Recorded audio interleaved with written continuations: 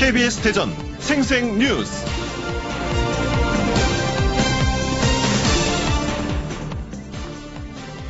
여러분 안녕하십니까. 12월 6일 금요일 KBS 대전 생생뉴스 이용순 기자입니다. 최근 원도심을 중심으로 재개발이 이루어지고 있는데요. 마을 옛모습이 사라져가는 경우가 많습니다. 사라져가는 마을을 살리기 위해서 대화동 주민들이 뭉쳐서 대화동 2019 이웃과 사랑정을 발간했습니다. 재개발로 변하는 지역을 기록하고 알리기 위해서 주민들의 이야기 그리고 마을의 과거, 현재가 담긴 책으로 대화동 사동 첫 구술 체록인데요. 마을이 재개발되는 순간에 어떤 기록도 역사도 남지 않을 거라. 주민들 우려 안타까움에 마을 사람들의 삶의 이야기를 고스란히 책으로 담았습니다. 사업을 추진했던 새마을 문고회는 마을을 기록하기 위한 사업이었지만 자신들의 이야기를 있는 그대로 드러낼 수 있는 인터뷰 대상자를 섭외하는 과정부터 순탄치 않았다. 이렇게 얘기하고 있는데요. 하지만 이제 주민들의 마음이 모아지면서 진솔한 삶의 이야기를 담을 수 있었다고 합니다. 빠르게 변하는 세상 속에서 변하는 마을의 모습, 역사, 주민들의 삶의 모습을 담은 마을 구속 체록 사업이 원도심을 살리는 또 하나의 방안이 되지 않을까 싶습니다. KBS 대전 생생뉴스 먼저 이 시각 헤드라인 뉴스입니다. 민의 정당이라는 국회에서 정쟁이 끊이지 않고 있는 가운데 내년 4월 새로운 국회의원을 뽑는 21대 총선이 착착 다가오고 있습니다. 특히 오는 17일부터는 예비 후보 등록이 시작되는데 이에 앞서 어제 입후보자 설명회가 열리는 등 총선 서막이 올랐습니다. 단식, 고공시위, 감사원 공익감사 의혹으로 증폭되고 있죠. 천안 일본공원 개발사업 찬반 논란이 주민투표 청구로까지 이어지고 있습니다. 주민들이 직접 찬반을 결정하겠다 이렇게 하면서 지역 유권자 20분의 1 동의를 얻는 절차에 들어갔습니다.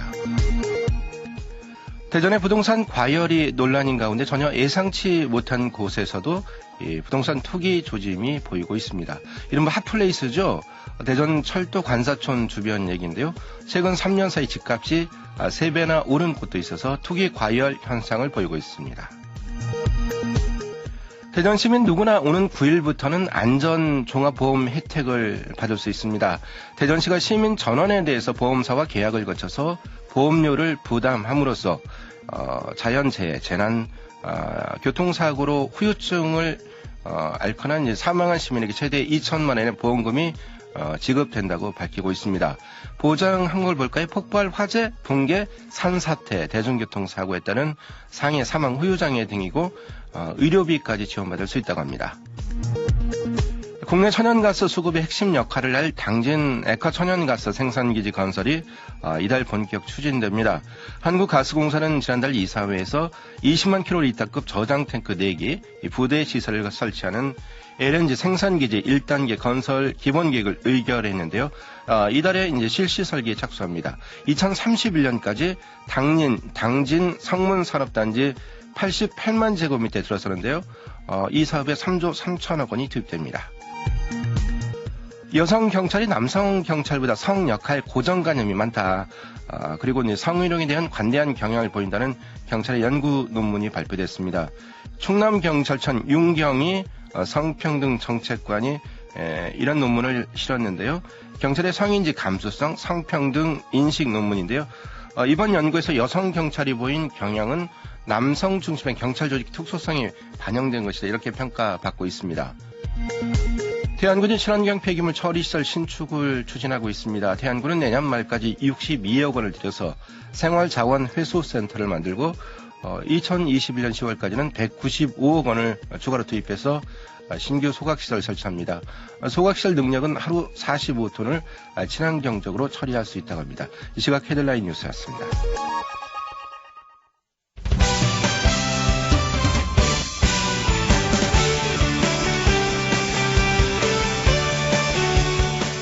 네, 뉴스 브리핑 순서입니다. 보도국 조정아 기자 나와 있습니다. 조 기자 안녕하십니까? 네, 안녕하세요. 네, 요즘 국회가 이제 조용할 날이 없습니다. 내년 4월에 이제 새로운 국회의원을 뽑는 21대 총선 점점 다가오고 있는데요. 자, 오는 17일이면 예비 후보 등록이 시작됩니다. 어제 입후보자 설명회가 열렸죠? 네, 오는 17일부터 내년 3월 25일까지 이어지는 예비자 후보 등록을 앞두고 어제 입후보자 설명회가 열렸는데요. 대전시 선관위가 지역 국회의원에 도전하는 입후보 예정자들을 대상으로 마련한 자리입니다. 아무래도 총선 레이스 시작이 예비후보 등록인 만큼 선관위는 예비후보의 권한과 유의점에 많은 시간을 할애했는데요. 예비후보자는 선거운동 기간 전에도 법상 허용된 방법으로 선거운동을 할 수 있습니다. 우선 선거사무소 한 곳을 설치할 수 있고 예비후보자 명함을 직접 주거나 지지를 호소할 수 있습니다. 네, 이제 거리에서 명함 받는 시민들 많아하실 것 같습니다. 네. 자, 총선 일정 확정됐죠? 네, 그렇습니다. 17일 예비후보 등록이 끝나면 내년 3월 26일과 27일 이틀 동안 총선 후보자 등록 신청이 이뤄지고요. 이후 4월 2일부터 선거기간이 시작되고 4월 10일과 11일 사전투표가 진행된 뒤 4월 15일 제21대 국회의원 선거가 실시됩니다. 이제 제21대 국회의원 선거가 넉 달여 앞으로 다가왔는데요. 지역 정치권의 선거 열기도 점차 달아오를 것으로 전망됩니다. 네, 선거 계절이 점점 다가오고 있습니다. 천안 일본공원 얘기해 볼까요? 이제 네. 이것을 이제 개발하자 말자 이런 찬반 논란이 계속되고 있는데 이 과정에서는 단시 고공시위 감사원의 또 공익감사 청구로까지 이어지고 있는데요. 자 이제 한 발 더 나아가서 이제 주민투표로 개발할 건지 말 건지 이런 정하자 이런 주민투표 청구로까지 이어지고 있는 거죠. 네, 현재 주민투표 청구에 서울과 경기 지역 시민단체, 국회의원까지 힘을 싣고 있는 상황인데요. 일단 주민투표를 위해서는 천안시 유권자의 20분의 1인 2만 5천여 명 이상의 동의가 필요하기 때문에 일봉산 산책로 일대를 시민 천여 명이 손을 잡고 둘러싸는 행사 등을 통해서 서명을 받을 계획입니다. 네, 대전에서도 이런 그 공원 개발에 대한 찬반이 있었는데요. 천안에서도 역시 마찬가지군요. 자, 환경부 환경영향평가에서도 좀 지적사항이 나온 거죠? 네, 그렇습니다. 환경부의 환경영향평가 과정에서는 완충 녹지 확대와 환경 관련 시설 보완 등 지적사항이 나왔고 이번 주로 예정된 개발 사업자 지정도 미뤄질 전망입니다. 한편 일본공원 개발을 찬성하는 토지주들은 추진위원회를 결성하고 대규모 집회를 예고해 일본공원을 둘러싼 갈등이 더 고조되고 있습니다. 네, 우리 경기 보면 제조업을 중심으로 해서 경기가 썩 좋지 않습니다. 실물 경기가 점점 나빠지고 있다는 전망이 커지고 있는데요. 반대로 부동산 시장에서는 이제 과열이 나타나 좀 걱정입니다. 생각지도 못한 곳에서도 투기 조짐이 일고 있는 지역이 있죠? 네, 바로 대전철도 관사촌 주변 소재동 얘긴데요. 이른바 핫플레이스로 알려지면서 주목을 받고 있습니다. 저도 직접 가봤지만 요즘 소재동에 가면 지역 특산물로 만든 음식점이며 또 세련되게 꾸며진 카페 등등 많은 딱 요즘 사람들이 좋아하는 스타일로 새 단장해 놓은 곳이 많습니다. 네. 2017년부터 이 일대에 들어선 점포는 10곳인데요. 그런데 벌써부터 집값이 요동치고 있습니다. 실제 소재동 일대 부동산 가격을 찾아봤더니 한 주택은 12억 원이 넘는 가격에 매물로 나와 있기도 했는데요. 그러다 보니까 주민들의 우려가 커지고 있습니다. 네, 이제 값이 이렇게 뛰면 이제 매수세가 뒷받침되지 않는 매도 매물이다 이런 얘기가 나오고 있는데요. 그렇지만 이제 호가가 뛰니까 주민들의 걱정도 커지고 있는 것 같습니다. 자, 이런 케이스가 서울에서도 벌어진 적이 있지 않습니까? 네, 한때 서울의 명소로 꼽히던 경리단길은 사람들이 몰리자 임대료가 치솟았고 특색 있는 가게들이 떠난 자리를 기업형 자본이 채웠습니다. 서울 익선동 역시 현재 주거 세입자와 원주민이 내몰리는 젠트리피케이션 경계에 놓여 있고요. 그래서 소재동도 이러한 곳들과 마찬가지로 상업자본들, 또 프랜차이즈라든지 대기업에서 눈독을 들이고 들어오면 그때부터는 문제가 될 수 있다고 전문가들은 지적했습니다. 뉴트로 감성으로 탈바꿈하고 있는 소재동이 지속 가능한 명소로 거듭나기 위해서는 고민이 필요한 시점입니다. 네, 원도심에 이제 활기가 돌고 유동인구가 늘어나는 것은 좋은 현상이지만 또 이렇게 되면 또 세입자들의 고민이 깊어지니까요. 조정할 수 있는 그런 정책도 기대해 보겠습니다. 뉴스 브리핑 조정아 기자였습니다. 수고하셨습니다. 감사합니다. 네, 이어서 오늘의 생생정보입니다. 대전시가 2021년 대한민국 청소년 박람회를 유치했습니다. 대한민국 청소년 박람회는 국내 최대 규모의 어떤 청소년 축제죠. 이 풍성한 문화공연 체험 행사를 비롯해서 전국 청소년 관련 콘텐츠를 한자리에서 만날 수 있습니다. 2021년 행사는 5월에 대전 컨벤션센터 일원에서 열릴 예정입니다. 서천국립 희리산 해송 자연휴양림 내 산림문화휴양관이 신규 개장합니다. 희리산 해송 자연휴양림은 연간 10여만 명이 이용할 정도로 인기가 높은데요. 그동안 산림휴양시설 부족하다 이러한 어려움이 있었습니다. 이번엔 산림문화휴양관 등 세동 10시를 신축하고 오늘 개장합니다. 이 예약은 국공사립자연휴양림 통합 예약 사이트죠. 솜나무 2에서 하시면 되겠습니다. 한국화학연구원 신종바이러스 융합연구단과 아랍에미리트 중앙수의학연구소가 오늘 대전화학연구원 디딤돌 플라자 강당에서 공동 메르스 심포지엄을 개최합니다. 행사는 한국과 중동의 메르스 연구개발 최신 동향을 주제로 해서 중동의 최대 수의학 연구 전문기관과 메르스 연구개발 동향을 교류하기 위해서 열립니다. 대전시립교향악단 챔버 시리즈 4 플룻 영롱한 매력에 빠지다 공연이 오늘 오후 7시 30분이죠. 대전시립연장국악원 작은 마당에서 열립니다. 세계를 무대로 활동하는 플룻니스트 최나경이 객원 리더로 대전시향 단원과 펼치게 될 환상적인 콜라보레이션으로 평가받고 있습니다. 세종시가 내일 조치원역 일원에서 도시재생축제죠. 청춘 조치원 박싱데이 행사를 엽니다. 이번 행사는 조치원 주민들과 청년들이 이제 모여서 상생 발전을 주제로 해서 세종시 도시재생 뉴딜서 스마트시티 정책을 논의하고요. 벤처 펀딩 대회도 열리겠습니다. 대전 둔산초등학교 교실형 학생안전체험관이 문을 열었습니다. 빈 교실을 이용해서요. 지진 대처, 화재 대피, 교통안전, 생활안전, 화재 진압 11개 분야에 대해서 체험할 수 있는 공간으로 꾸며졌고요. 당연히 학생들의 안전의식, 위기 대응 능력이 올라갈 것으로 기대되고 있습니다.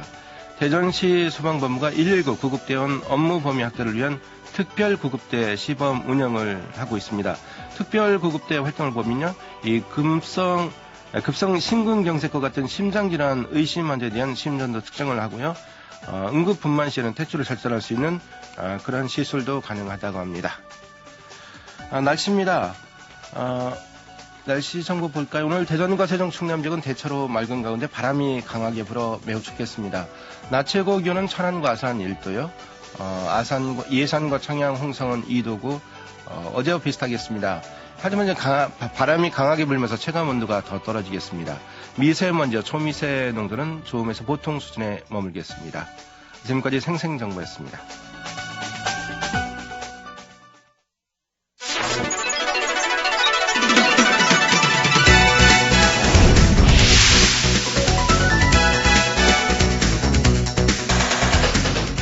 생생한 뉴스, 깊이 있는 이슈 분석.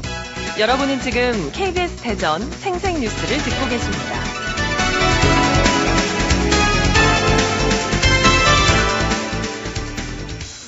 요즘 이제 날씨 정보를 보면서 미세먼지 상태 확인하는 게 필수가 됐죠. 이런 가운데 한반도 주변 대기 오염을 정밀하게 측정할 수 있는 세계 최초 정지궤도 환경위성이죠. 천리안 2BO가 내년 2월 발사를 앞두고 있습니다. 손수한 우리 기술로 개발됐는데요. 한반도 상공 36,000km 궤도에 머물면서 중국발 미세먼지 등 20여 가지 대기오염 물질을 관측하고 이동 경로까지 추적할 수 있는데요. 오늘 생생 인터뷰에서는 환경위성 천리안 2B5호 공개와 관련해서 한국항공우주연 정지궤도 복합위성사업단 최재동 단장과 말씀 나눠보겠습니다. 최재동 단장님 안녕하십니까? 네, 안녕하세요. 네, 한반도 주변 대기오염을 이제 정밀하게 관측할 수 있는 정지궤도 위성이죠. 천리안 2BO가 어제 공개됐습니다. 먼저 환경위성이라는 게 좀 생소하거든요. 무엇인지 좀 쉽게 설명을 해주시겠습니까? 네, 이번에 저희가 개발한 정지궤도 환경위성은 대기에서 오염을 일으키는 이산화황이라든가 오존, 에어로졸과 같은 그 화학물질과 이로부터 이제 간접적으로 산출되는 미세먼지가 있지 않습니까? 이러한 미세먼지를 정지궤도상에서 낮 기간 동안에 연속적으로 이제 관측이 가능한 정지궤도 환경위성입니다. 네. 특히 국외에서 발생되는 장거리 이동, 오염물질 등은 감시가 가능해질 것으로 예상을 하고 있습니다. 네. 왕이 이제 중국 외교부장이 이제 한국에 머물고 있는데요. 강경화 장관도 이제 환경 문제에 대해서 협력하자 이런 말을 했는데, 자, 중국은 한국의 미세먼지가 나쁜 이유가 중국 때문이라 근거가 없다. 정확한 데이터를 요구하고 있죠. 그래서 환경위성이 좀 더 보탬이 될까요? 네, 그렇습니다. 대기의 오염물질로부터 발생되는 그 미세먼지는 사실 어디서 생성된지가 상당히 중요한데 지금까지는 오염 발생 지역을 정확하게 파악하기 어려웠습니다. 네. 대기 오염 발생 지역과 오염 성분들을 보다 정확하게 파악할 수 있는 위성의 데이터가 확보된다면 환경 오염에 대한 대응 방안도 훨씬 더 정밀해질 수 있을 것으로 생각하고 있습니다. 네. 2010년 6월인 것 같은데요. 우리나라 최초 정지 궤도 위성 천리안 1호가 발사됐고요. 천리안 1호 후속 모델로 천리안 위성 EA호 지난 7월에 운행되면서 이제 날씨, 기후, 재난 이런 곳에 이제 업무가 활용도가 높은데요. 지금 이제 천리안 EPO가 천리안 EA호 후속인가요? 예, 그렇습니다.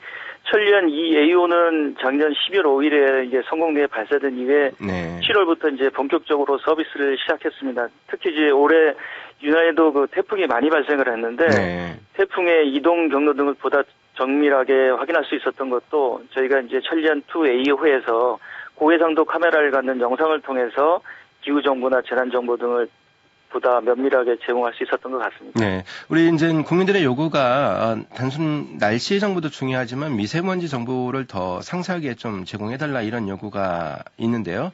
자, 네. 미세먼지를 포함한 오염물질 분석이 기존의 위성으로는 좀 한계가 있을 수밖에 없다고 생각되는데 한계점이 있다면 어떤 것이 있다고 보여집니까? 예, 그렇습니다. 한계점으로 말씀드리면 지금까지는 사실 국내는 이제 환경을 감측하는 그 위성이 없었고 주로 지상 관측 장비라든가 항공기 등을 이용해서 관측을 했는데 네. 이런 장비들이 관측할 수 있는 영역이 굉장히 협소합니다. 그래서 사실상 오염물질이 어디서 발생했는지 어디로 이동을 하는지 파악하기 어렵고 외국에 같은 경우도 위성을 활용하긴 하는데 관측 네. 시간의 제약으로 인해서 오염물질 분석에 한계가 있었습니다. 네.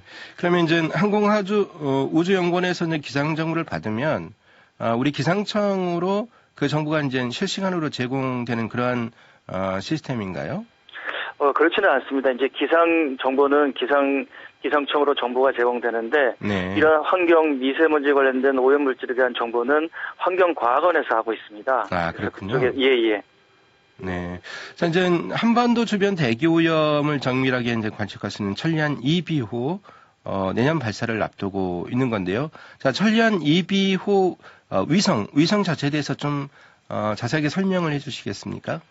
예, 천리안 2B호 위성은 임무 수명이 10년으로 한반도 주변의 그 해양 오염을 관측하는 해양 관측 카메라와 대기 오염을 관측하는 대기 감시 환경 카메라가 장착된 위성입니다. 그래서 네.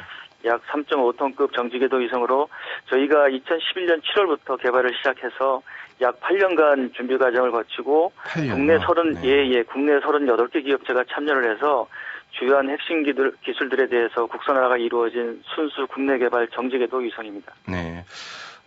기상 센서가 탑재된 EA호와 달리 이제 천리안 EP호, EB호엔 환경 센서까지 이제 탑재되어 있는 거지 않습니까? 예. 이제 중국발 미세먼지 등 대기 오염 관측이 이제 가능해졌고요. 대기 오염 예보 이제 정확도 역시 높아질 텐데요. 자, 천리안 위성 EB호 어떤 예측 능력, 정확도 어떻게 보시겠습니까? 예, 천리안 EBO 위성에 탑재된 대기 오염 관측 카메라가 이 동쪽에는 일본 지역부터 서쪽에는 몽골 남부 지역까지 한 5,000km 정도의 대기 오염 물질의 이동 관측이 가능해질 것 같습니다. 관측 환경이 5,000km요. 예. 그래서 사실 동아시아 지역에서 발생하는 황사라든가 미세먼지가 한반도로 이동할 때 이러한 것들을 충분히 저희가 파악할 수 있기 때문에 이런 그 데이터들을 일반 시민들한테 보다 향상된 대기질 정보를 서비스를 제공할 예정에 있습니다. 네, 그렇군요. 이제 해양 탑재체도 이제 실린다고 알고 있거든요. 이제 대기 오염도 뿐만 아니라 바다 상황이죠. 적조, 녹조 이런 그 자연재해 상황까지도 간축할 수 있다 이런 얘기가 들리는데요. 좀 설명을 해주시겠습니까? 예.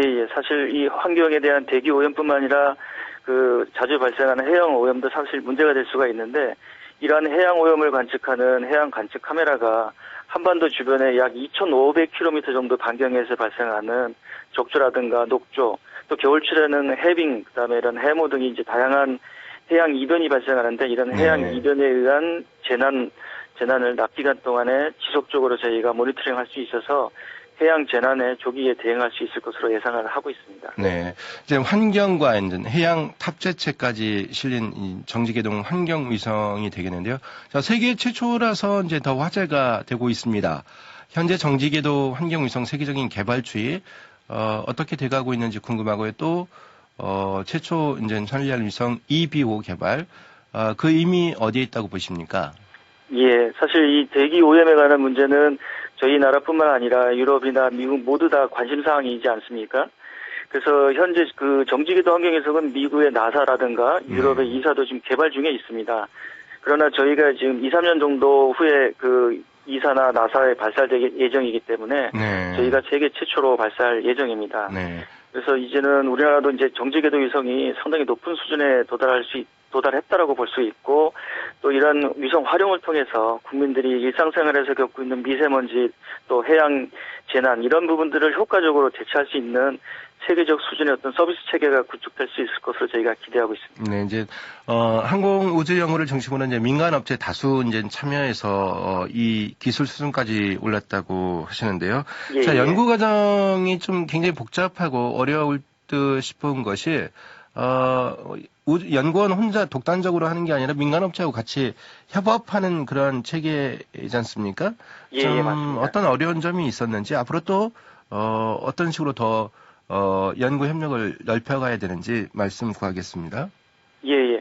사실은 이 우주 기술이라는 것이 어떤 특정한 기관에 의해서만 그 개발될 수 있는 부분은 아니고 모든 국내 산업체의 어떤 기술들 역량들이 결집을 해서 개발을 해야만 되는데, 이러한 역량을 결집하기 위해서는 어떤 특정한 한 업체가 부족하다 그러면 그것 때문에 많이 지연될 수도 있는 요소들이 많습니다. 그래서 네. 그러한 부분들을 주기적으로 계속적인 기술 협력을 통해서 저희가 이러한 기술 수준에 도달을 했다라고 볼 수가 있고, 향후에도 이렇게 기술 축적이 된 어느 국내 산업체들이 우주 산업에 관련된 부분에 많은 그 기대를 하고 있습니다. 네. 그리고 이제 내년 2월 이제 발사를 앞두고 있는데요. 구체적으로 이제 발사는 어떤 경로를 밟아서 이루어지게 되는지 설명을 부탁드리겠습니다. 네. 저희가 내년 초에 저희가 위성을 남미에 위치한 기아나 우주센터로 위성을 운반한 후에 현지에서 최종 마무리 점검을 또 하게 되어 있습니다. 그래서 마무리 점검을 마치면 아리안 발사체에다가 저희 위성을 실어서 내년 2월 중에 우주로 보낼 예정입니다. 네. 지금 이제 위성체는 대전에 있는 항공우주연구원에 있는 건가요? 예, 맞습니다. 네. 저희가 지금 마지막 점검을 하고 있습니다. 네. 이제 일반인들은 이제 점검을 할 때 과연 어떤 부분을 이제 체크하는 건지 좀 궁금하거든요. 자, 네. 위성 발사, 그 위성 관리가 좀 굉장히 섬세하고 일반인들 가장 이제 첨예한 기술들이 복합적으로 이루어졌기 때문에 예. 어떤 점을 체크하고 계신지 좀 소개해 줄 수 있으신가요? 예. 사실 위성이라는 것은 우주에 한번 올라가면 지상에 있는 장비들처럼 고칠 수가 없기 때문에 가기 전에 모든 점검을 해야 되는데, 특히 이제 위성체는 연료를 써서 밸브를 네. 통해 가지고 추진을 하게 되는데, 이런 밸브들이 열려 있는지 안 열려 있는지 점검을 하게 되고, 또한 위성체 안에 있는 모든 전자장비들이 정상적으로 작동하는지 네. 마지막까지 저희들이 확인하는 작업을 하고 있습니다. 네. 그리고 우리 위성 사업이라고 할까요? 예. 위성 연구의 어떤 중요성, 국가적으로 지금 문재인 정부에서도 많은 관심을 쏟고 있습니다만 장기적으로 어떤 발전 과제를 안고 있는지 좀 청취자에게 소개해 주시죠. 예. 현재까지는 저희가 이제 위성 기술이라는 것이 선진국의 어떤 추격형으로 그동안 개발을 해왔습니다. 그런데 현재 저궤도 위성이라든가 정지궤도 위성의 이런 선진국형 기술들이 저희도 많이 이제 그러한 기술들을 축적을 했고, 또한 새로운 기술들이 국민들한테 서비스를 하기 위한 그러한 네. 기술들이 개발되고 있기 때문에 지금은 지구를 관측하는 용도, 다음에는 또한 우주를 관측하는 용도, 그 다음에 화성이나 또 은하계를 관측하는 이런 다양한 형태로 저희가 추진을 하고 있습니다. 네. 천리안 2비호 이제 성공 발사 기대하고요. 오늘 말씀 여기까지 듣겠습니다. 고맙습니다. 예, 감사합니다. 네, 지금까지 환경위성 천리안 2비호 공개와 관련해서 한국항공우주연구원 정지궤도 복합위성사업단 최재동 단장과 말씀 나눴습니다.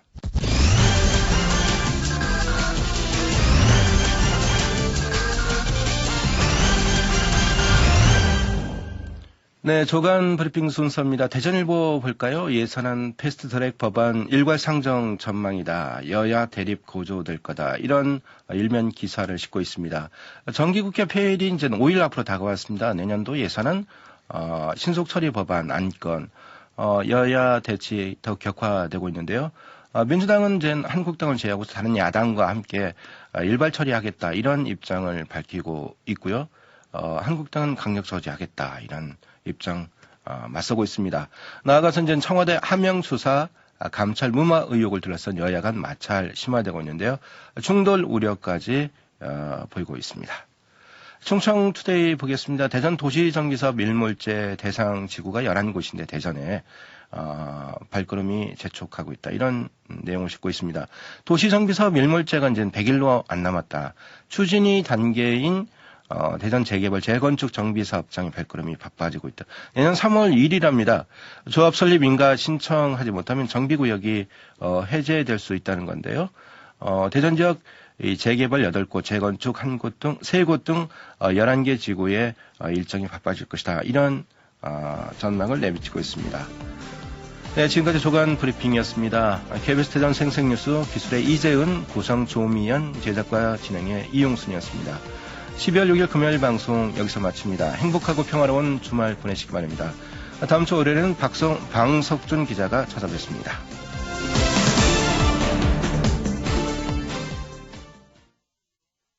대전